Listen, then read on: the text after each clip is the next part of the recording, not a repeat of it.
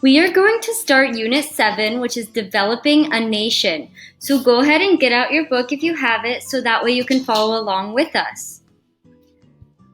Inside the front cover are your tips for annotation. So annotation is when you read closely and you use symbols to mark up the text so it helps you understand what you're reading. The table of contents tells you what's in the book and what pages it's on. This is a great tool. I want you to read aloud the essential question with me. How do communities evolve? I want you to think about what that means and questions you might have that would be answered in this text. What are communities? What is evolve?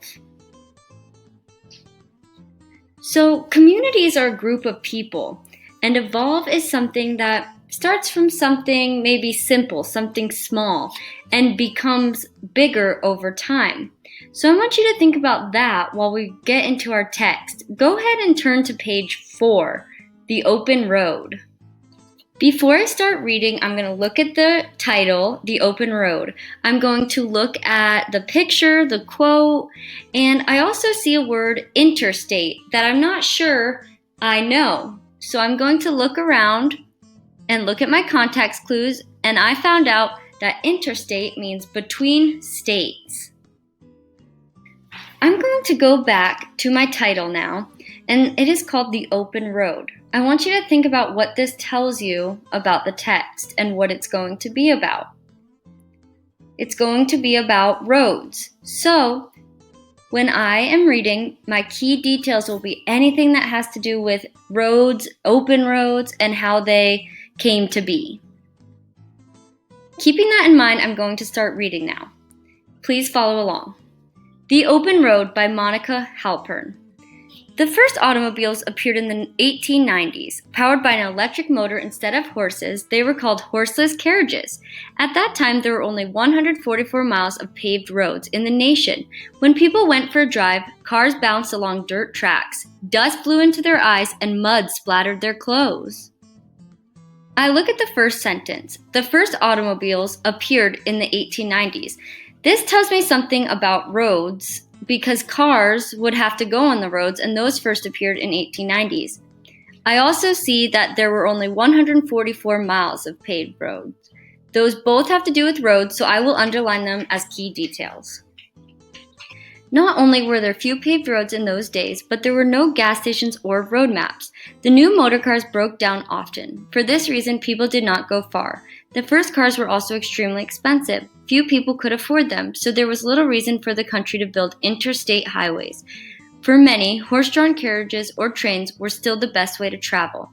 There's nothing important about roads in this paragraph, so I'm going to go ahead on to the next one. Then in 1908, Henry Ford introduced the Model T automobile. Unlike those before it, this car was affordable. Because it didn't cost much, many people bought it. As more people owned cars, the need for paved roads, gas stations, and new maps increased. As a result, the Model T helped change transportation. In the first sentence, in 1908, Henry Ford introduced the Model T automobile. I think that this is a key detail because it has to do with automobiles which go on the roads. I also see in the last sentence it says Model T helps change transportation. This is a big deal for roads and leads to something else.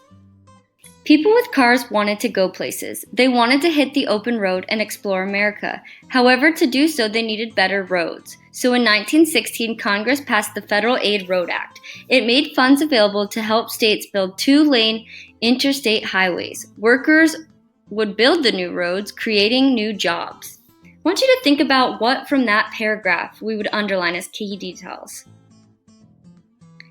I would underline the information about the Federal Aid Road Act in 1916 because this is what helped build those highways in between states and really got things going. Route 66 was one of the first good roads. In the 1920s, it linked small towns and big cities from Chicago to Los Angeles. It stretched about 3,850 kilometers, 2,400 miles across 2/3 of the country. Local merchants built gas stations, motels, and all-night diners beside the highway. Some built special attractions for tourists. People came to see the sights. Others drove west to California seeking a better life.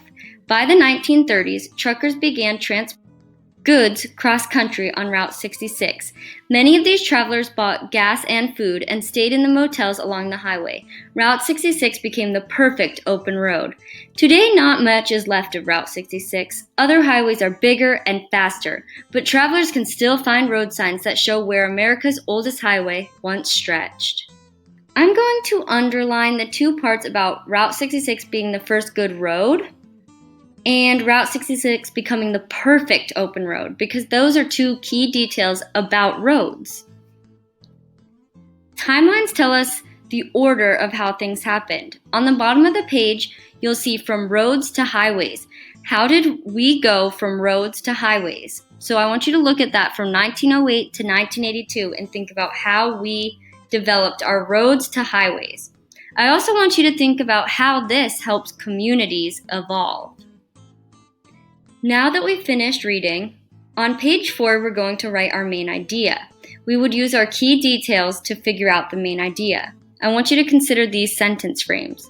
At first, there were few highways in the United States because Henry Ford helped change this by, Congress helped change this by, and Route 66 was important because. I want you to think how you would fill in those blanks. The main idea / summary I would write is Model T Fords allowed many Americans to travel the country. This led to the need for good roads such as Route 66. I kept my main idea and summary short, 2 sentences, but it still tells what the text is about. Now on page 5, we're going to use our imaginations. I want you to write a conversation that 2 travelers might have on Route 66 in the 1920s. Put yourself in their shoes and be very creative with what they might say to each other. I'm going to give you an example. This is an example of the conversation I wrote in my book. Remember, I want you to do your own. Setting: at a gas station on Route 66. Kayla: hi, I'm just on my way to Arizona to see the Grand Canyon. Where are you headed to? Danny: I'm heading to New Mexico. Have you been there? Have you ever been there? Kayla: no, that is next on my list. This is my first time on the road. Danny: wow, I have been to almost every state on Route 66. I hope you enjoy your first trip. Kayla: thank you, stay safe. When I'm all done, this is how my pages look. It is annotated. I used my annotations of my key details to write a main idea / summary on page 4. I got creative on page 5 and wrote a conversation that 2 travelers might have. And this is how yours should look. I want you to remember to think about how communities evolve and how does this relate to that. Don't forget to send me a picture on Friday. Bye.